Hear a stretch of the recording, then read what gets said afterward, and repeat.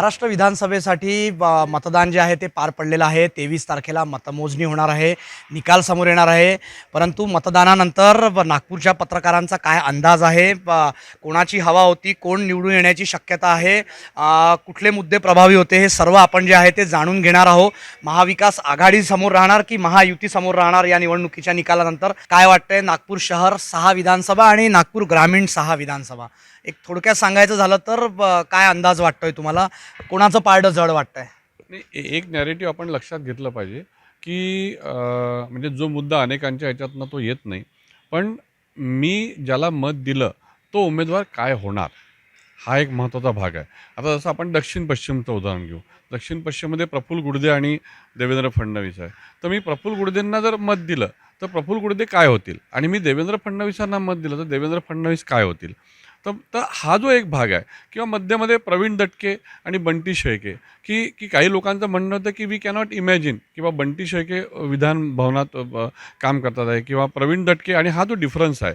तर मला वाटतं थोडंसं आत्ता काही काही सीट्स तर जवळपास कन्फर्म आहे. जसं पूर्व आणि दक्षिण पश्चिम हे बी जे पीच्या पारड्यात जाणार. उत्तर आणि पश्चिमबद्दल, पश्चिममध्ये थोडीशी या मागच्या 3-4 दिवसामध्ये टफ फाईट झालेली आहे, पण उत्तर आणि पश्चिमचा हा थोडासा कौल याच्यामध्ये जाण्याची शक्यता आहे. मध्यमध्ये जरी टफ असले तरी मध्यमध्ये हा पुन्हा बी जे पीला थोडासा एज आहे त्याच्यामध्ये. आणि दक्षिणमध्ये मात्र थोडीशी म्हणजे काट्याची टक्कर आहे. अँटी इन्कम्बन्सी फॅक्टर तिथे खूप मोठा आहे, त्यामुळे तिथे काँग्रेसला हे मिळू शकतं. ग्रामीणमध्ये आपण बघा की कामठीमध्ये state B J P president आहे चंद्रशेखर बावनकुळे, ते निवडून येणार. उमरेडमध्ये जो बौद्ध दलित आणि हिंदू दलितवाला इश्यू आहे त्याच्यामध्ये बी जे पी येणार. आणि हिंगण्यामध्ये समीर बेगेंचं येणं निश्चित आहे.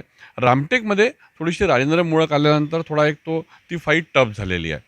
आणि काटोलमध्ये त्या दिवशी अनिल देशमुखांच्या हल्ल्यानंतर थोडंसं हे मिळालं, पण तिथं चरण ठाकूरांचं काम जे आहे, कारण चरण ठाकूर हा तिथले रहिवासी तिथं राहतात, नगराध्यक्ष म्हणून त्यांनी अनेक अवॉर्ड तिथे आणलेले आहे, त्याच्यामुळे तो एक भाग आहे. मात्र सावनेरमध्ये सावनेर हा स्ट्रॉंगहोल्ड मानला जातो सुनील केदारांचा, आणि सुनील केदारांचं जिद्द आणि पॅशन आपल्याला माहिती आहे. त्याच्यामुळे अजुन केदारांचं निवडून येणं प्रॉबेबली शक्य आहे, पण तिथेही पुन्हा आपल्याला सांगता येत नाही, कारण आशिष देशमुखांच्या वडिलांचं तिथे मोठ्या प्रमाणात काम आहे. आपण बघितलं नागपूर शहर आणि ग्रामीण अशा 12ही विधानसभेचं एक विश्लेषण जे आहे ते थोडक्यात आणि विस्तृत या सरांनी सांगितलं आहे. तुम्हाला काय वाटतंय, काय अंदाज?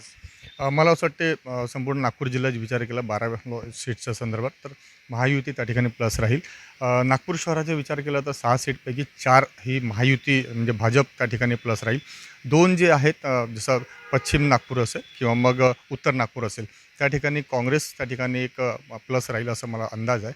नागपूर जिल्ह्याच्या ग्रामीणचा विचार केला त्या ठिकाणी सध्या तरी टफ फाईट जर दिसलं असली तरी महायुतीचे पारडं त्या ठिकाणी चांगलं जड आहे.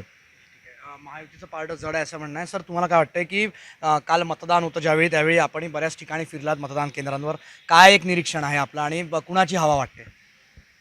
नागपूरमध्ये 4-2 असं दिसत आहे. 4 जागा महाविकास आघाडीकडे जातील आणि 2 बी जे पीकडे जातील. आता दक्षिण पश्चिममध्ये मी फिरत असताना जरी देवेंद्र फडणवीसच्या बाजूने कल असला तरी लोकांचा रोष असा होता की हा 3 वर्ष आम्हाला दिसलाच नाही उमेदवार, आणि आमच्यामध्ये कधी फिरलाच नाही. समोरचा व्यक्ती जो आहे गुर्दे पाटील, तो आमच्या दारापर्यंत येतो, हा भेटतही नाही साधा. हा रोष काल त्या मतदारसंघात दिसला. आपण बघितलं यांचं म्हणणं. तुला काय वाटतंय, या निवडणुकीमध्ये नागपूर जिल्ह्याचं समीकरण जे आहे ते साधारण महाविकास आघाडीच्या बाजूनं असेल का महायुतीच्या बाजूने असेल? महायुतीच्या बाजूने असेल. मी ग्रामीणमध्ये वगैरे फिरलो तर त्यामुळे एक असं माहीत झालं की महिलांना 1,500 रुपये जे मिळाले लाडली बहिणाचे, त्याच्यामुळे त्या खुश आहे, पण त्यांना विकास पण हवा आहे. जर मला 1,500 रुपये मिळतात पण माझ्या घरासमोरचा रोड चांगला नाही आहे, तो मला त्रास होतो आहे. दुसरं म्हणजे महिला सुरक्षा. आजकाल महिला प्रत्येक जागी काम करतात आहे आणि त्यांना सुरक्षा हवी आहे, तर त्यामुळे त्यांना ते उत्तम एक प्रशासन किंवा एक चांगला गृहमंत्री हवा याची त्यांचं म्हणजे असं त्यांचं म्हणणं होतं. आणि मला हेच वाटतं की महायुतीचं पडलं भारी राहील यावेळेस. तुम्हाला काय वाटतं एकंदरीत, जे प्रचार होता, कोणाचा प्रचार जास्त प्रभावी होता आणि त्याचा फरक जो आहे तो निकालांवर पडेल असं वाटतं का तुम्हाला? म्हणजे महायुतीकडून करण्यात आलेला प्रचार म्हणा किंवा महाविकास आघाडी? नाही, प्रचार दोन्ही बाजूनी सारखाच झाला. त्याच्यामुळे आपल्याला असं नाही म्हणता येत की यांचा खूप चांगला झाला, यांचा कमकुवत होता.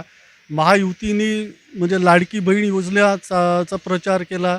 त्याच्यानंतर बटेंगे तो कट्टेंगे म्हणजे धर्माधारित प्रचार केला आणि परत त्यांच्या काही योजना आम्ही तर त्याच्यावर होता. महाविकास आघाडीने बेरोजगारी, महागाई हे सर्व मुद्दे, कापूस, सोयाबीन, शेतकरी आणि दोघांनीही आपापल्या जाहिरातीपासून मुद्द्यांपर्यंत प्रभावी प्रचार केला. त्यात एक असं दिसून आलं, तुम्ही सगळीकडे बघितलं तर महिला खूप मोठ्या प्रमाणावर बाहेर पडल्या आणि हे दिसून आलं. अगदी मग मुस्लिम महिला असतील किंवा हिंदू महिला त्यात त्या बाहेर पडल्या. हिंदू मतदार बाहेर पडला. इकडे कटेंगेच्या भीतीने आणि तिकडे बटेंगेच्या भीतीने पण बाहेर पडला. दोन्हीकडे सारख्याच बाहेर पडला. त्याच्यामुळे असं आहे की इतकी काल आम्ही म्हणजे फिरलो, मी विकास वगैरे आम्ही फिरलो. अक्षरशः दुपारी 3ला रांगा होत्या मुस्लिम महिलांच्या. आतमध्ये जायला जागा नव्हती. मतदान इतकं टफ फाईट आहे सगळीकडे. निकाल कळेल 23ला. एक अंदाजच बांधायचा तर सध्या दोन्हीकडे सारखंच वातावरण. तरी थोडं असं दिसतं की महायुतीला थोडं वातावरण आता असं दुपारी थोडं दिसतं चांगलं. पण एकंदर बघू 23ला काय होतं.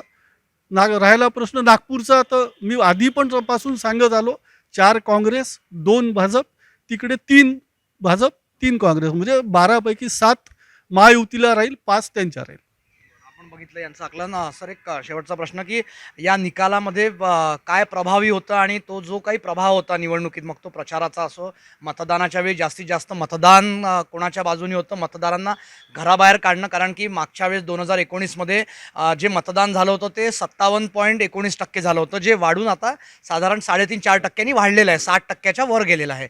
तर ही वाढलेली मतदानाची टक्केवारी जी आहे ती कोणाच्या बाजूने असेल असं तुम्हाला वाटतं? मतदानाची टक्केवारी मला स्वतःला वाटतं की याचे 2 महत्त्वाचे कारण आहे.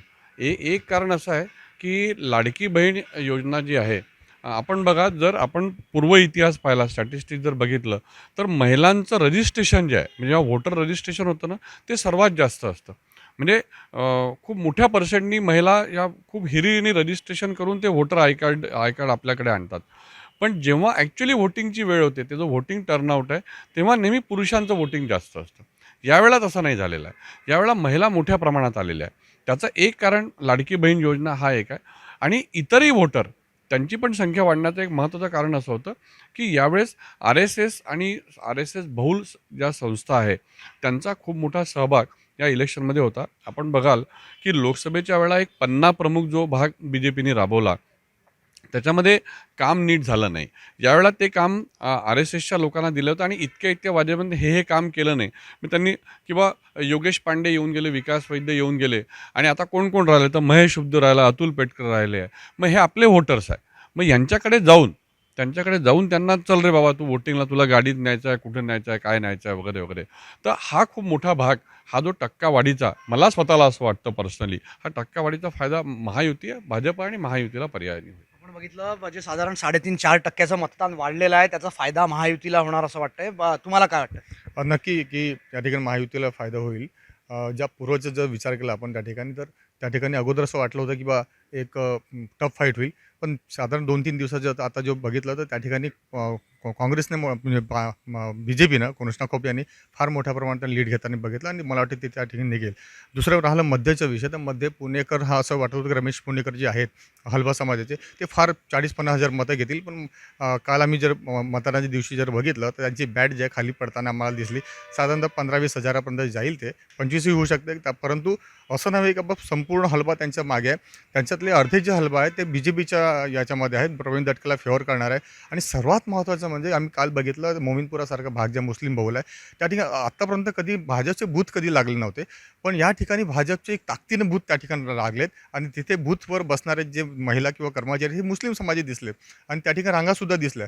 जसं सरांनी म्हटलं की जे 3च्या नंतर महिलांच्या रांगा फार दिसल्या, परंतु त्याच्यातही महिलांच्या आम्ही बोललो त्या एकंदरीत 1 to 1 की नेमकं काय, तर त्यांचाही तो लाडली बहीणचा विषय होता की योजना होता. ते म्हणालेत की हम पहले अपने पति से पूछ के ये करते थे, वोटिंग करते थे, अभी नहीं, अब हम शिक्षित है, हम अपना व्यू रख सकते और उस वजह से हम अभी वोटिंग करेंगे. मला असं वाटतं जो नॅरेटिव्ह होता याच्यामध्ये की BJPला वोट मिळणारच नाही, तर आज यावेळेस तरी असं मला वाटत नाही, स्पेशली मध्य म्हणा किंवा नागपूरच्या काही भागातून. दक्षिण पश्चिमचा विचार केला तर त्या ठिकाणी थोडं वाटत होतं की बा थोडंसं काँग्रेस प्लस राहील. पण पण ते विनय भांगे म्हणून वंचितचे ते त्या ठिकाणी चांगला प्रचार त्यांनी केला आणि ताकदीने प्रचार केला. त्याचा फटका हा काँग्रेसला बसेल आणि जे प्लस आहे वोटिंग ते देवेंद्र फडणवीस यांच्या बाजूने जाईल. दुसरं आपण जर विचार केला पश्चिमचा विचार केला तर पश्चिममध्ये सुद्धा एक सरळ वाटत होती त्या ठिकाणी निवडणूक विकास ठाकरे हे जिंकून येतील. पण त्या ठिकाणी जे यश गोरखडे वंचितचे त्यांनी सुद्धा ताकदीने प्रचार केला आणि त्यांचं एकच होता की SC STचं वर्गीकरण तुम्ही केलं, संविधानाच्या बद्दल तुम्ही अशा पद्धतीने प्रचार केला, संविधानाचा संदर्भ लोकशाही बचावतो. त्यांचे जे मुद्दे होते फक्त दलित पट्ट्यामध्येच होते आणि प्रचार दलित पट्ट्यामध्ये होता. तर त्याचा फटका त्यांनी 10-15 हजार जरी मत घेतले तर ते त्यांना अडचणीचं जाईल विकास ठाकरेंना. तर आणि दुसरं आपण विचार केला की उत्तरचं तर उत्तरमध्ये सध्या तरी नितीन राऊत हे प्लस आहे. त्यांच्या विरोधात जे कॅन्डिडेट दिलेले थोडेसे वीक आहेत. त्यांनी प्रचारामध्ये फार काही आघाडी घेतली नाही, ताकदीनं प्रचार केला नाही आणि दुसऱ्याच्या भरोश्यावरती अवलंबून राहिलेत.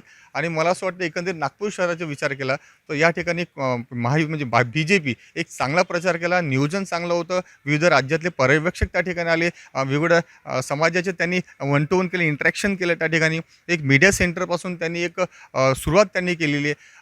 प्रचाराचा सूक्ष्म प्रचार केला. 50 प्रमुख पेज प्रमुखपासून सगळ्यांना आपापली जबाबदारी देऊन त्यांचे नंबर्स वगैरे सगळ्यात दिले आणि 1 to 1 त्यांचं कम्युनिकेशन चांगलं भाजपचं राहिलं. मला असं वाटतं त्याचा फायदा जो आहे भाजपला नक्की मिळेल.